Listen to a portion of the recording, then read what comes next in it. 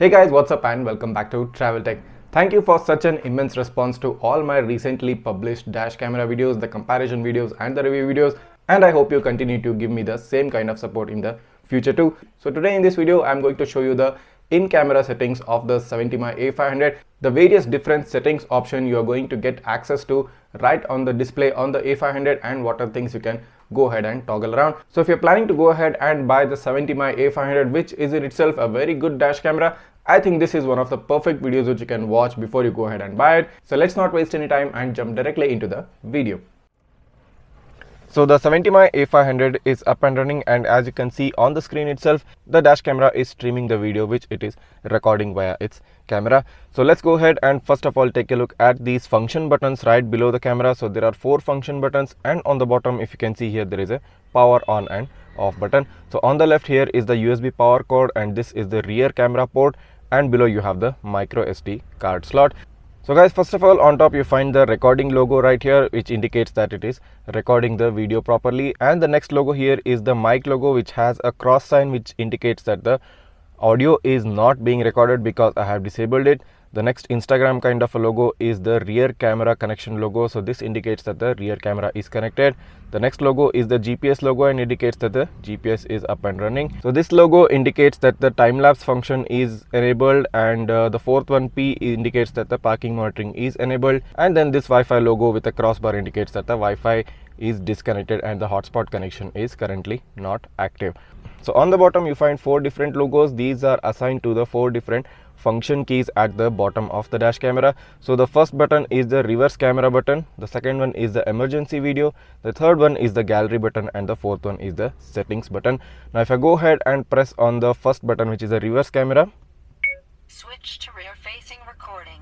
so as you can see, the camera switched the display to the rear facing camera, and if I go ahead and press it back again, switch to front facing recording.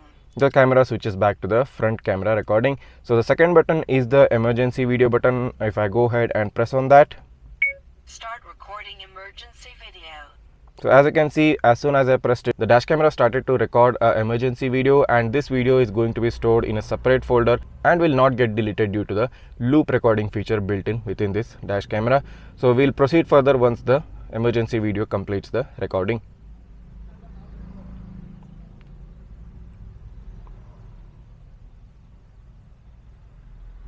Recording complete. So as you just saw, the recording complete audio prompt just came on. So now we can proceed in the video. The third option is the gallery button. Now if I go ahead and press on that, it shows that entering the album will stop video recording.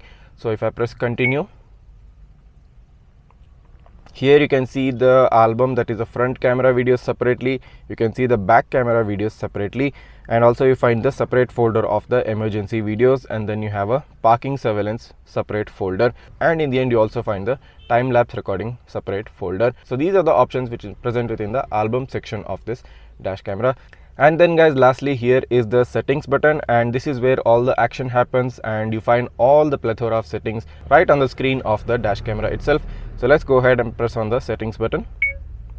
So as soon as you press on the settings button, you find the 2 options, that is video settings, then you have the system settings, then followed by the format memory card, then you have a factory reset, then it is followed by the download app option, and there is a system update option, and then lastly you have the about section. So first of all, diving down into the video settings of this dash camera, if I go ahead and click on that, then you find the emergency video sensitivity setting. You can set it at low sensitivity, medium or high sensitivity, or completely turn it off. So backing down onto the video settings, then you have the parking surveillance option.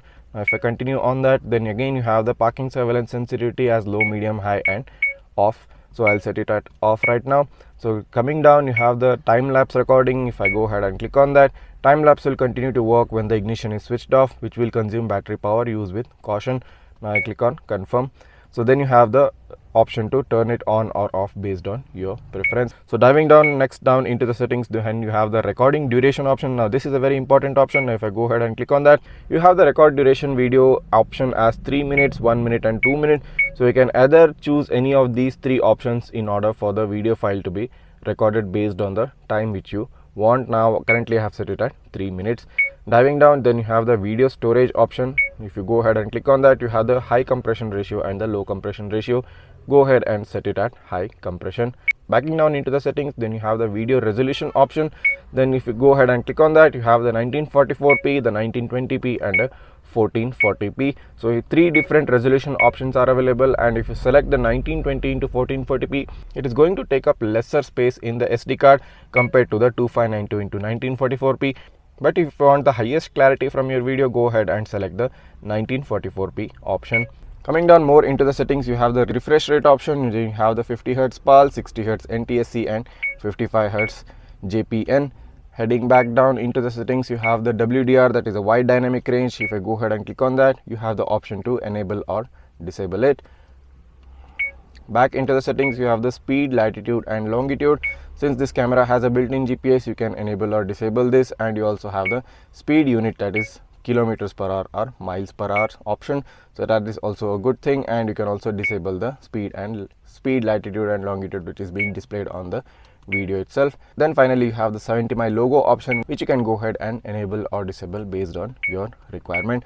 So these are the video settings. Now heading down onto the system settings of this dash camera.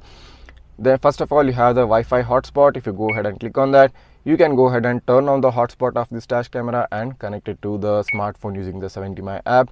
Then you have the power on Wi-Fi setting. This means if enabled, the Wi-Fi hotspot will be on automatically every time the device is turned on.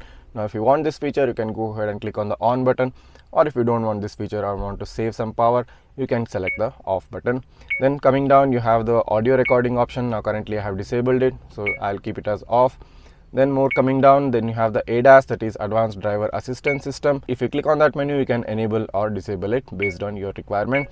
Then you have the screensaver timeout off time. Now currently I have set it as always on, which means the screen will be always on. Otherwise you can go ahead and select the 1 minute or the 30-second option, after which the screen will turn off. Then coming down, you have the speaker volume. You can set it as low, medium or high, or you can completely turn it off based on your requirement.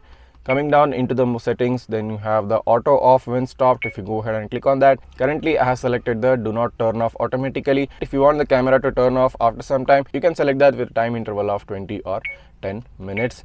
Coming down more into the settings, you have the system time. You can go ahead and alter the system time, and then you have the system language, where you will find various different languages.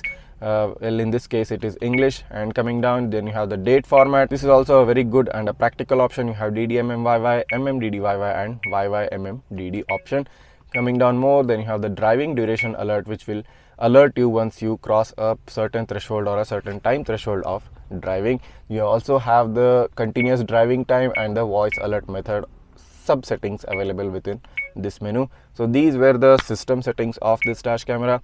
Now coming down more into the main settings, you have the format memory card option. If you go ahead and click on that, now this will erase all the data from the memory card and it will create a new memory card for you to record. Then you have the factory reset option. If you go ahead and click on that, it says restore factory settings, will restore all the system settings to the factory settings. You can go ahead and click on the yes or the no button based on your requirement. Then coming down more into the menu, you have the download app option. It will provide a QR code which can scan with the camera in order to link you to the particular 70MAI app. Then you have the system update option, and with this option you can update the firmware of the dash camera.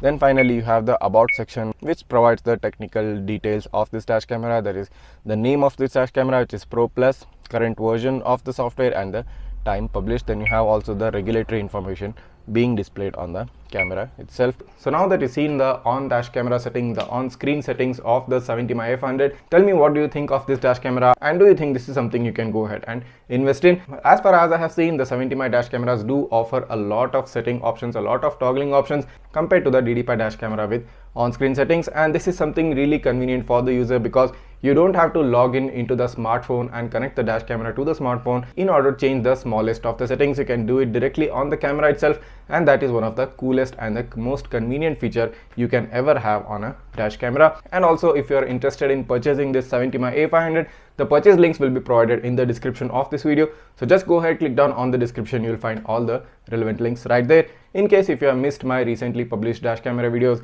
and also the comparison video of this 70MAI A500 along with the DD5 N3 and the 70MAI A400, the link for that video too will be provided in the description. So before you move on to the next video, make sure to go ahead and hit the subscribe button of Travel Tech, and also do not forget to like this video. We'll be bringing up many more interesting content in the future too. So thank you for watching, and until next one, See ya.